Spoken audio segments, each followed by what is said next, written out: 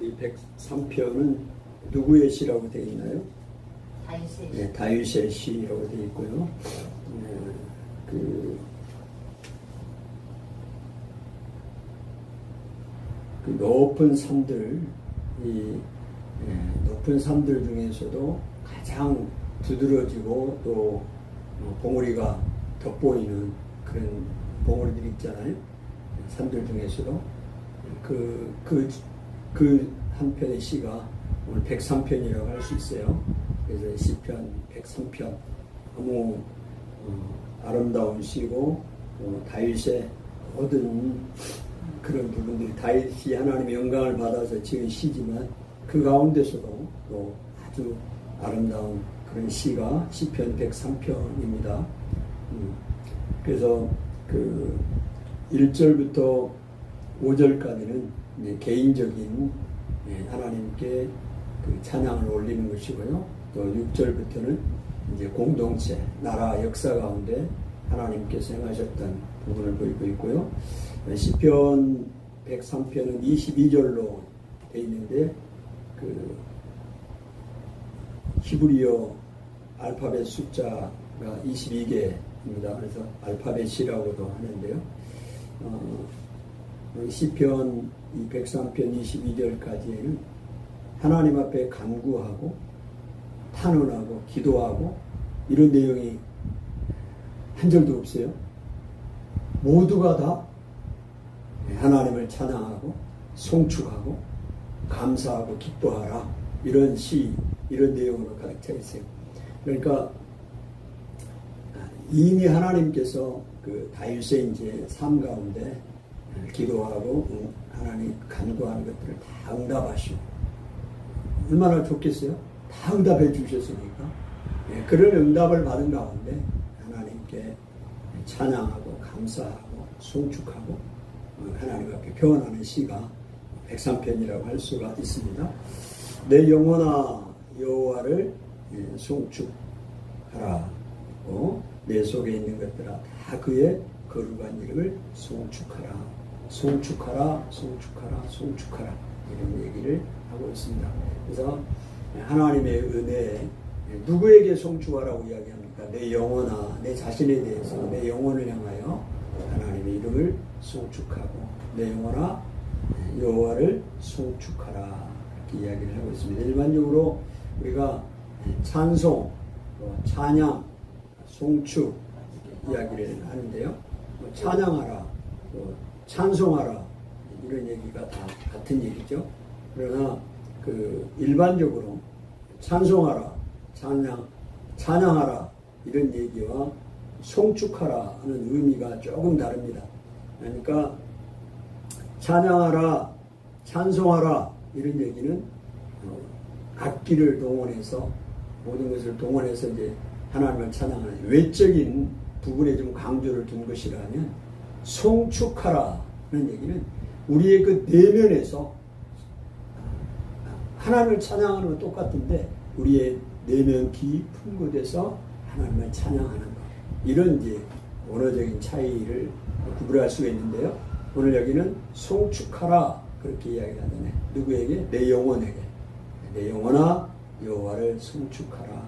또 내 속에 있는 것들. 내 속에 있는 것들이 뭐겠어요? 내면에 있는 것들이죠. 모든 것, 내 내면에 있는 내장, 또 내면에 이런 의미가 있는데 내 속에 있는 모든 것들이 하나님께서 내게 주신 모든 것들 그 모든 것들을 가지고 하나님을 그의 거룩한 이름을 송축하라.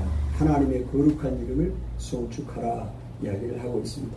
2절에 내 영혼아 여호와를 송축하며 그의 모든 은택을 잊지 말지어다. 하나님을 송축하는데요. 하나님께서 베풀어 주신 다윗에게 개인적으로 베풀어 주신 그 모든 은택을 잊지 말아라 이야기를 하고 있습니다. 우리가 잊기가 쉬운데 하나님이 주신 은택을 잊지 말아라. 그 은택의 내용이 어떤 내용인가 3절부터 나오는데요. 그가 내 모든 죄악을 사하시며 모든이라는 단어를 주목해야 합니다. 어떤 죄는 사해주고 어떤 죄는 사해주지 않는 게 아니라 모든 죄악을 사해줬다. 그러니 얼마나 감사합니다. 오늘 우리가 가장 중요한 게, 여러분, 우리가 예수님을 믿으면서 구원받을 수 있는 가장 근거가 뭐냐면 우리의 모든 죄악이 다 사해졌어요. 아멘. 그래서 우리가 죄사함이 없다. 그러면 치유나 구원이나 감사나 이런 부분들이 별 의미가 없는 거예요. 왜? 우리 죄가 사해지지 않았다면 어떻게 되겠어요? 그런데 모든 죄를 다 용서함을 받았으니 다윗이 그렇게 좀 찬양하고 있잖아요. 그러니까 너무너무 그 모든 내게 주시는 은택이 크다. 오늘 우리가 그 사실을 꼭 기억해야 합니다. 오늘 이 103편을 보면서 하나님께서 이 시인이 다윗이 이렇게 하나님을 송축하라, 내 영혼아 송축하라, 내 영혼아 송축하라, 하나님의 거룩한 이름을 송축하라, 이렇게 계속해서 22절 모두 다 하나님을 송축하라고 한 이유가 뭐냐? 오늘 하나님께서 자기의 모든 죄악을 다 사해 주셨다는 겁니다. 오늘 우리에게도 이 놀라운 사실을 우리에게 주신 거예요. 그러니까 이 사실을 여러분이 믿으셔야 합니다. 오늘 내 모든 죄악이 사해야 되니 얼마나 감사해요. 예수님을 통해서. 그래서 보혈의 능력 아닙니까? 보혈의 능력. 모든 죄악을 사하시며 내 모든 병을 고치십니다. 다윗의 모든 병을 고쳐버렸어요. 아멘. 여기서 지금 연결된 점을 좀 봐야 돼요. 내 모든 병을 고쳤다고 그랬잖아요. 근데 그 앞에가 뭐가 있어요? 네? 내 모든 죄악을 사하시니. 그러니까 오늘 이 죄로 인해서 오는 마음의 병들, 육체의 질병이 있다는 거죠. 그런데 그 병의 원인이 끝나버리면 자연적으로 그 따라오는 결과도 끝나게 되는 거예요. 그러니까 죄로 인해서, 죄악으로 인해서 병이 왔어요. 모든 병은 그런 건 아니지만 많은 경우에 지금 성경은 그런 맥락으로 이야기를 하고 있어요. 병이 왔는데 그게 육체의 병이든 마음의 병이든 정신의 병이든 영혼의 병이든 죄로 인해서 왔어. 근데 그 병의 원인이 뭐라? 죄악이다. 근데 그 죄악 원인이 제거돼 버렸어요. 그러면 따라온 결과 병도 당연히 멈추는 거죠. 아멘. 그러니까 오늘 그 얘기입니다. 그가 내 모든 죄악을 사하시며 내 모든 병을 고치시니. 할렐루야. 다윗이 하나님 앞에 범죄했던 그 죄악 때문에 다윗이 병이 왔다 이 말입니다. 그게 몸의 병일 수도 있고 정신의 병일 수도 있고 마음의 병일 수도 있어요. 영혼의 병일 수도 있어요. 그런데 하나님께서 그의 죄악을 다 사해버렸으니 아멘. 그의 그 죄로 인해서 오는 병이 멈췄다. 아멘. 오늘 내 모든 병을 고치시며 오늘 우리가 이 신약시대에 와서는 어떻게 적용할 수 있어요? 주의 보혈 능력 있도다 주의 피 믿으오 주의 보혈 그 어린 양이 누굽니까? 예수 그리스도 어린 양의 피로다. 아멘. 예수 그리스도의 십자가의 보혈의 능력으로 내 모든 죄가 다 사함을 받았고 그 결과로 내 모든 병이 고침을 받았다. 할렐루야. 이 사실을 믿고 담대하게 선포하고 믿음으로 나가는 겁니다. 아멘. 그러니 이 다윗이 개인적으로 이런 놀라운 은혜를 자기가 경험하고 확신하고 하나님을 송축할 수밖에, 찬양할 수밖에. 아멘. 오늘 우리 찬양했잖아요. 찬양하라 내 영혼아. 그걸 송축으로 바꿨어요. 송축하라 내 영혼아. 송축하라 내 영혼아. 내 속에 있는 다 송축하라. 다윗이 이 놀라운 은혜를 경험하고 하나님을 송축하라. 내 영혼아 송축하라. 아멘. 오늘 우리가요, 정말로 우리가 하루 동안에도 어떤 일이 일어날지 모르는 거죠. 우리 친구가 갑자기 눈이 한쪽이 충혈이 되더니 아침에 일어나 봤더니 눈이 안 보이는 거예요. 눈이. 그래서 병원에 갔더니 실명할 수도 있다고 의사는 이야기했다고 그래요. 그래서 약을 복용하고 또 결과를 지켜보고 또 대학 다른 병원에 가서 전신 마취를 하고 눈동자를 꼬매야 돼. 그렇게 할 수도 있고, 그래서 장담은 못한다 이야기했다고 해요.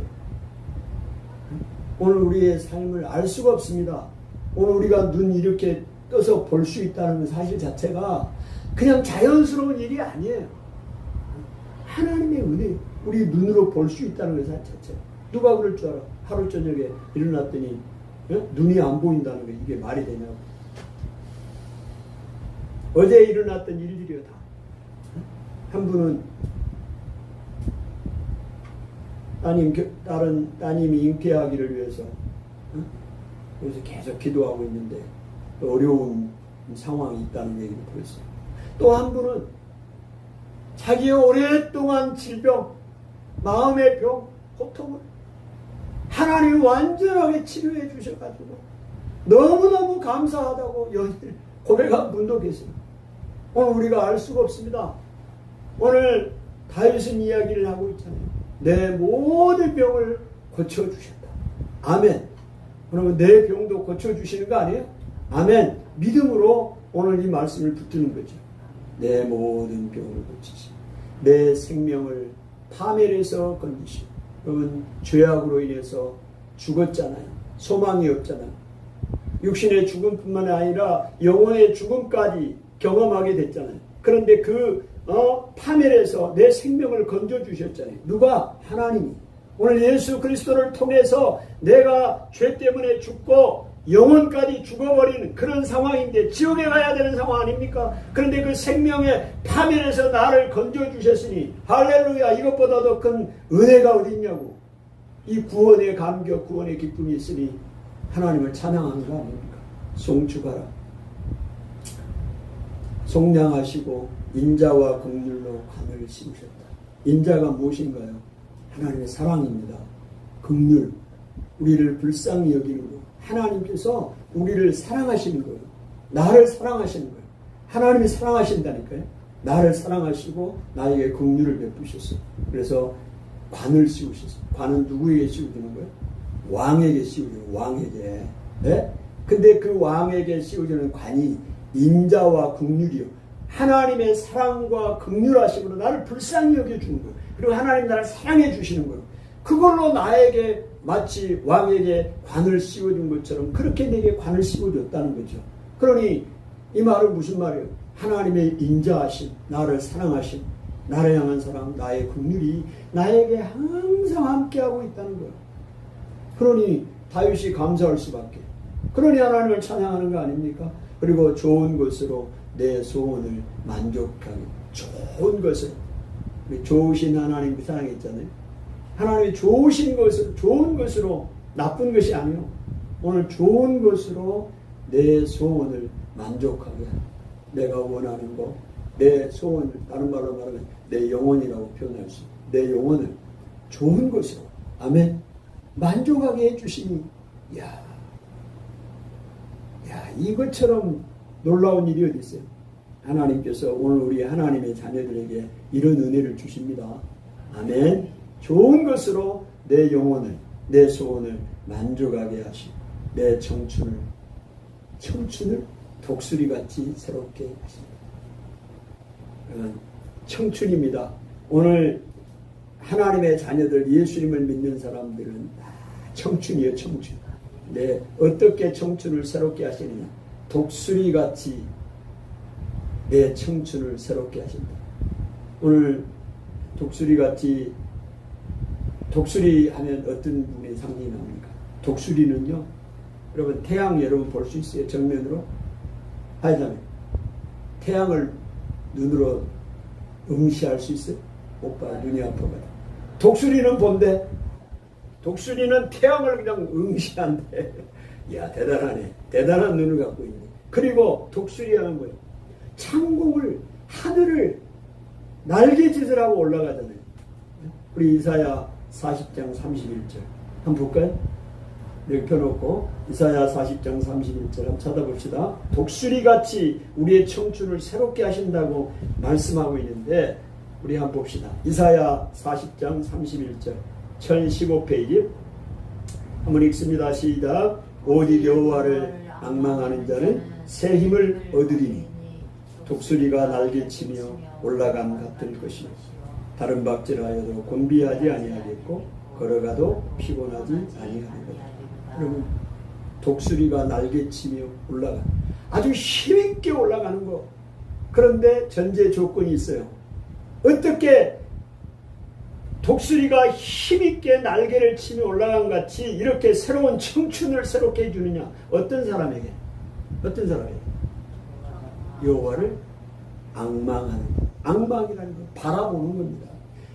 여호와 하나님만 바라보고 나가는 그 사람에게 하나님이 청춘을 독수리같이 새롭게 하십니다. 아멘. 놀라운 거예요. 오늘 그게 다윗에게 하나님께서 좋은 것으로 다윗의 소원을 만족하게 하시고 다윗의 청춘을 독수리같이 새롭게 하셨도다. 아멘. 여러분 이 다윗 안에 다윗 대신에 나를 적용하는 거예요. 나에게 하나님이 좋은 것으로 만족하게 하시고 내 청춘을 독수리같이 새롭게 하시는도다. 아멘. 독수리같이 청춘을 새롭게 하시니 얼마나 감사합니까? 오늘 우리가 이렇게 건강하게 오늘 살아가고 하나님의 영광을 위해 살아갈 수 있다는 것 축복이죠. 하나님이 우리의 삶을 독수리같이 새롭게 하시는 것, 청춘을 새롭게 하는 것. 내 청춘을 돌려다오 할 게 아니라 하나님을 앙망하는 자에게 이런 은혜를 베풀어 주시니 얼마나 감사해요. 이게 이제 다윗이 개인적으로 하나님이 그의 삶의 은혜를 베푸신 은택입니다. 구체적으로 이야기했죠. 그러니까 이제 하나님을 내가 송축하라. 그 다음부터는 역사 가운데, 공동체 가운데, 이스라엘 가운데, 나뿐만이 아니라 여러분 나를 통해서 하나님이 행하신 그 일을 통해서 하나님을 송축할 뿐만이 아니라 여러분, 내 이웃, 오늘 우리 대한민국, 우리 공동체를 통해서 하나님의 역사하는 것을 보고 하나님을 송축해야 된다. 그래서 6절 여호와께서 공의로운 일을 행하시고 억압당한 모든 자를 위하여 심판하시는도다. 공의로운 일을 행하십니다. 하나님께서요, 하나님은 공의로운 일을 행하시는 하나님이십니다. 정의를 행하시는 거예요. 불의를 하나님이 기뻐하지 않아요.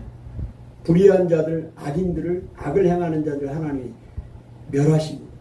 영원히 멸하신다고 표현하고 있어요. 영원히. 그 악인들은, 악을 행하는 자들은 풀과 같이 다 성장해요. 그리고 흥왕한다고 그래서 다 흥왕해요. 흥왕하는 것처럼 보여. 그러나 그들은 영원히 멸망한다. 그거를 깨닫지를 못해요. 사람들이 깨닫지를 못해요. 오늘 하나님은 공의로운 일을 행하시는 하나님이십니다. 이스라엘을 괴롭히고 하나님을 믿는 사람들을 괴롭히고 거짓을 행하고 불법을 행하고 그 사람들이 잘 되는 것 같지만 하나님은 공의를 행하시는 하나님이시기에 반드시 그 불의한 일을 행하는 사람 하나님이 징계하시고 멸하십니다. 아멘. 그래서 하나님을 자기가 지금 우리가 총축하라 얘기해요. 이렇게 하나님이니까. 그 다음에 억압당하는 모든 자를 위하여, 억압당하는 자 모든 자를 위하여 심판하시는 하나님이십니다. 오늘 하나님의 교회를 핍박하고 하나님을 핍박하고 하나님을 믿는 사람들을 핍박하는 사람들, 이 억압하는 사람들, 하나님이 그들을 어떻게 하신다? 심판하신다. 다 심판하신다. 할렐루야. 여러분 그 행위를 모세에게 그의 행사를 이스라엘 자손에게 알리셨도다. 그러면 이 행위나 그 행사는 하나님께서 행하시는 그 일들을 이렇게 표현한 겁니다. 그의 행위를 모세에게 또 그의 모든 행사를 이스라엘 자손에게 알리셨도다. 모세에게 알렸습니다. 모세는 모세처럼 하나님의 뜻을 잘 아는 사람이 없어요. 왜? 하나님이 모세에게 다 알려주셨어요. 네? 어떻게 우리가 한 세 부분으로 생각해 볼 수 있어요. 모세가 처음에 애굽에서 애굽에 있을 때 하나님이 모세에게 알려주셨어요. 그 다음에 모세가 애굽에서 나와가지고 광야에 은둔 생활할 때 거기서 또 하나님이 나타나셔서 모세에게 하나님의 뜻을 알려주셨잖아요. 여러분, 하나님의 뜻을 안 알려주면 우리가 알 수가 없어요. 하나님의 뜻을 알려주십니다. 근데 모세에게는 알려주셨어요. 그리고 이제 또 마지막 부분은 이스라엘 백성을 데리고 광야를 인도할 때 하나님이 또 모세에게 뜻을 알려주셨잖아요. 그러니까 모세가 그 하나님의 뜻을 알고 이제 백성들에게 인도했잖아요. 그리고 또 그의 행사를 이스라엘 백성들에게 알려주셨다고 해요. 아멘. 알려주셨구나. 알려주셔야 됩니다. 알려주셔야 돼요. 우리가 하나님의 뜻을 우리에게 알려주시지 않으면 알 수가 없어요. 다 알 수 있는 게 아니에요. 하나님의 뜻을 우리에게 알려주셨어요. 모세에게 알려주셨고 이스라엘 백성에게 알려주셔서 우리가 하나님의 뜻을 알게 된 거 아닙니까? 하나님의 이 말씀이 우리에게 알려주셨잖아요. 그래서 우리가 이 하나님의 알려주신 말씀을 우리가 공부하고 있잖아요. 알리셨더라. 왜 하나님이 어떤 하나님이신가? 그러면 8절 한번 읽어볼까요? 8절 시작. 여호와는 긍휼이 많으시고 은혜로우시며 노하기를 더디하시고 인자하심이 풍부하시도다. 예, 하나님에 대한 부분입니다. 여러분, 이거는요, 우리 출애굽기 34장 6절에 하나님께서 하나님 자신에 대해서 나는 이런 자야 라고 이야기했던, 직접 언급했던 부분이 이 부분이에요. 하나님은 어떤 분이라고요? 출애굽기 34장 6절을 보세요. 출애굽기 34장 6절을 한 표 찾으세요. 출애굽기 34장 6절. 자, 출애굽기 34장 6절 읽습니다. 여호와께서 그의 앞으로 지나가시며 선포하시되 여호와라 여호와라 자비롭고 은혜롭고 노하기를 더디하시고 인자와 진실이 많은 하나님이라. 하나님 자신이 모세에게 자기 자신을 나타내는 직접 하신 말씀입니다. 내가 하나님이 누구라고 이야기를 해요? 네? 여호와라 여호와라 자비롭고 은혜롭고 노하기를 더디하시고 인자와 진실이 많은 하나님이라. 출애굽기 34장 6절에 하나님이 직접 나는 이런 존재라고 이야기한 내용을 오늘 다윗이 오늘 이 부분에서 다시 한번 언급합니다. 오늘 시편 103편 8절에 어떻게 이스라엘에게 모세에게 하나님 자신을 알리셨는가? 여러분, 우리가 하나님에 대해 잘 알아야 돼요. 하나님이 어떤 분인가를 알아야 합니다. 하나님이 분명하게 나는 이런 존재다, 이런 성품이 있다 이야기한 내용, 출애굽기 34장 6절에 있는 말씀을 오늘 다윗이 다시 한번 언급한 거예요. 자, 보세요. 그럼 하나님이 어떤 하나님인가? 여호와는 긍휼이 많으시고, 아까는 인자가 많으시고, 긍휼이 인자, 긍휼이 많으세요. 우리 하나님은 긍휼이 많으십니다. 불쌍히 여기시는 거예요. 아멘. 그 다음에 은혜로우셔요. 은혜로우신 하나님이십니다. 은혜를 베푸신 하나님이라니까요. 아주 무자비한 하나님이 아니에요. 오늘 우리 하나님은요, 엄청나게 사랑이 많으시고, 우리가 잘못 생각하면 하나님 굉장히 무서운 하나님으로만 생각하고, 그냥 징계만 하신 하나님으로 생각하고, 그냥 뭐 내 잘못하면 그냥 바로 징계 때려버리고 그냥 버려버리고 막 그렇게만 생각할 수 있는데 아니라고요. 하나님이 긍휼이 많으시고 은혜로우시고 노하기를 어떻게 한다고요? 더디하신 하나님이요. 만약에 즉각 하나님이 노했다면요, 우리는 여기에 있을 수가 없어. 예? 다 광야에서 죽었든지 하나님의 징계를 받아서 끝났을 거예요. 하나님이 참으셔요. 노할 일도 참으시는 하나님이요. 그 다음에 인자하시니 풍부하시더라. 하나님의 그 사랑하심이 풍부하신 하나님이시다. 9절에 자주 경책하지 아니하시니, 이 경책이라는 말이 법률적인 용어로, 법적인 용어로 논쟁하다 이런 뜻인데요. 그런 의미가 있는데 여기서는 어떤 의미를 쓰냐면 하나님이요 경책하지 아니하신다 이 말은 우리를 어떤 그 죄에 대해서 계속해서 이야기를 하고 징계하고 선포하고 책망한다는 얘기입니다. 근데 하나님이 자주 경책하지 아니하신다. 경책을 합니다.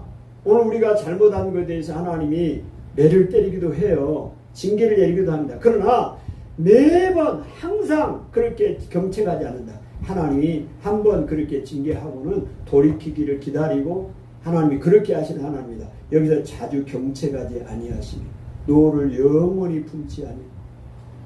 하나님이 노하고 진노하고 그걸 계속 마음속에 품고 있으면서 우리를 하는 게 아니다. 우리의 죄를 따라 우리를 처벌하지는 아니하시니 우리의 죄악을 따라 우리에게 그대로 갚지는 아니하셨으니.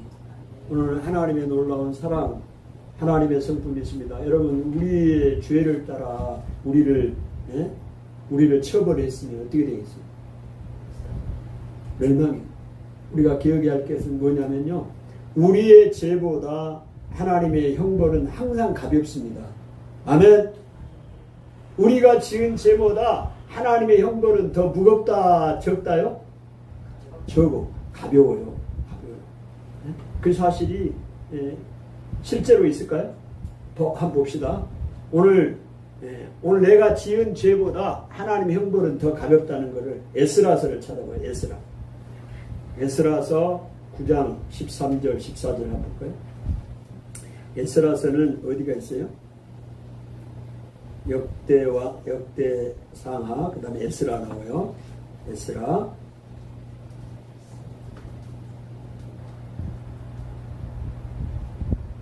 에스라 9장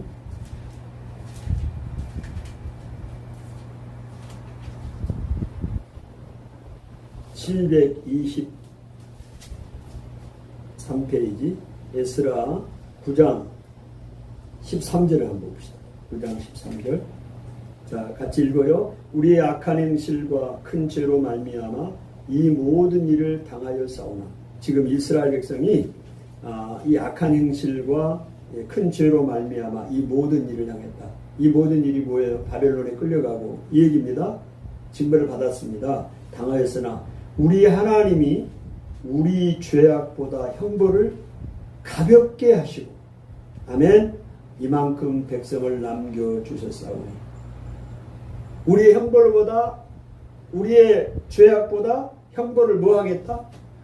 가볍게 하시고, 가볍게 했기 때문에 이만큼 백성을 남겨두었다는 겁니다. 그 이야기를 하고 있어요. 오늘 하나님께서 우리에게 이렇게 가볍게 해 주셨습니다. 여러분, 그러므로 욥기 우리가 11장 6절에서도 하나님이 우리의 죄악을 잊게 했다 이렇게 표현되어 있는데, 이 말을 다르게 표현하면 이 얘기도 똑같습니다. 우리의 죄악을 우리가 지은 죄악보다 형벌을 가볍게 해 주셨다 이런 얘기입니다. 그러므로 오늘 우리가 이렇게 하나님 앞에 기도할 수 있습니다. 에레미야가 기도했던 것처럼 그렇게 우리가 하나님 앞에 기도할 수 있습니다. 한번 어떻게 기도할 거예요? 에레미야 10장 1사절을 볼까요? 에레미야 10장 1사절. 이렇게 한번 기도를 우리가 할 필요가 있습니다. 에레미야 10장 24절 찾아봅시다. 에레미야 10장 24절. 1068페이지. 에레미야 10장 24절. 자, 시작. 여호와여 나를 징계하옵시되 너그러이 하시오. 진노로 하지 마옵소서. 주께서 내가 없어지게 하실까 두려워하나이다. 네. 예레미야가 하나님 앞에 기도하는데요. 어떻게 기도했다고? 여호와여 나를 징계하옵시되. 징계하기는 징계하시는데 어떻게 해요? 너그러이 하시고 진노로 하지 마옵소서. 왜? 오늘 하나님은 우리가 지은 죄보다 형벌을 더 가볍게 해주신 하나님이시니 하나님 징계하시기로 작정하셨으면 징계를 하십시오. 그러나 너그러이 징계를 하시고 진노로 하지 마시옵소서. 적당히 해 주십시오. 이런 기도를 예레미야가 했잖아. 우리도 그렇게 기도하시라 이 말입니다. 아멘. 하나님 말씀이잖아요. 이 말씀을 아는 게 얼마나 중요한지 몰라요. 여러분 하나님께서요 적당하게 우리를 견책하십니다. 아멘. 우리의 죄악보다 형벌을 가볍게 하실 뿐만이 아니라 적당하게 우리를 견책하신다니까요. 이사야 27장 8절을 보면요. 이사야 27장 8절 하나님 우리를 적당하게 견책하신다는 내용이 나와요. 이사야 27장 8절 성경을 열심히 찾는 것도 아주 중요합니다. 이사야 27장 8절 자 997페이지 이사야 27장 8절입니다. 주께서 우리를 적당하게 견책하신다는 내용이에요. 자 27장 자 8절 시작. 주께서 백성을 적당하게 견책하사 쫓아내실 때에 동풍 부는 날에 폭풍으로 그들을 옮기셨느니라. 이 적당하게 하나님이 견책했다고 그러잖아요. 자 이스라엘 백성을 제가 죄를 지어서 바벨론에 지금 끌려갔잖아요. 근데 그거를 하나님이 적당하게 했다고 이야기합니다. 만약에 그렇지 않았다면 그냥 이스라엘을 다 끝났어요. 끝나. 하나님이 적당하게 하셨어요. 이 적당하게라는 단어가요. 어떤 의미가 있냐면 이 세아라는 단어인데요. 세아. 적당하게 이 말 세아. 이 세아가 그 측량하는 이 그릇 있잖아요. 이 에바죠, 에바. 한 대. 에바의 3분의 1에 해당하는 아주 적은 양이야. 이 세아라는 이 적당하게. 그러니까 하나님께서 아주 적은 양으로 이스라엘을 견책했다는 거예요. 아멘. 하나님의 놀라운 은혜 아닙니까? 오늘 우리가 지은 죄로 다 처벌했다면 오늘 우리가 여기에 존재할 수 없어요. 더 심한 형벌을 받았을 거예요. 근데 하나님께서 오늘 아주 적은 양으로 에바의 3분의 1이 되는 아주 적은 양으로 적당하게 우리를 견책해요. 그래서 오늘 우리에게 은혜를 베푸시다. 죄를 지었어도 이렇게 하나님이 행하셨다 이 말입니다.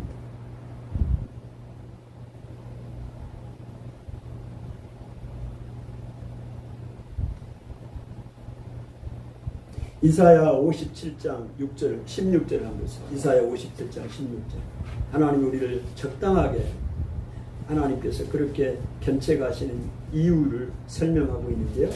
이사야 57장 16절 한번 봅시다. 16절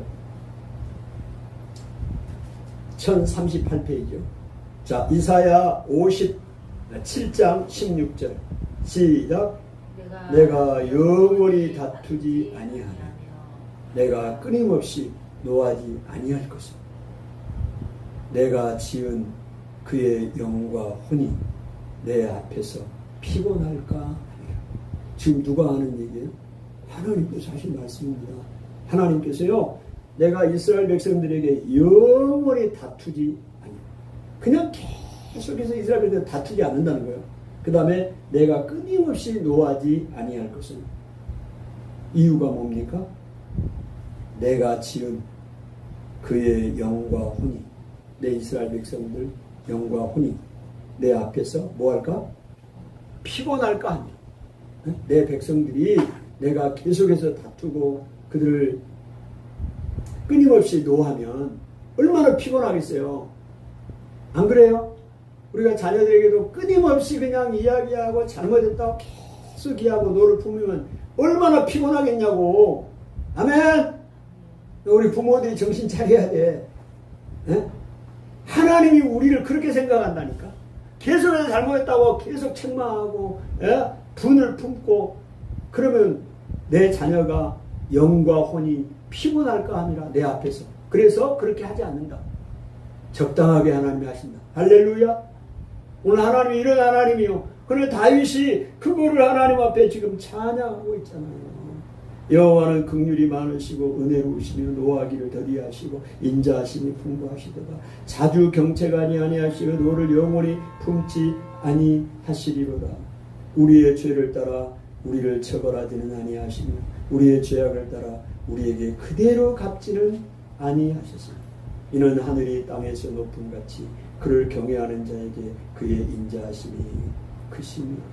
하늘이 땅에서 땅보다 큰 같이. 여러분 이건 놀라운 겁니다. 그런데 그것이 인자하심이 이렇게 크다고 이야기합니다. 하나님 우리를 향한 그 사랑이 큰데요. 그 인자하심이 누구에게 이런 인자하심이 있다고 얘기를 하나요?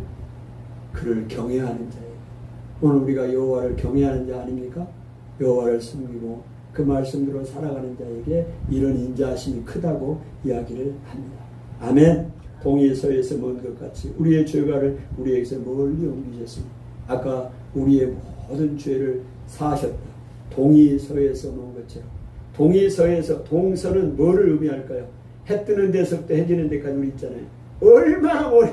해 뜨는 데서부터 해 지는 데까지 그 우리의 죄를 완전히 멀리 옮겨버렸으니 할렐루야.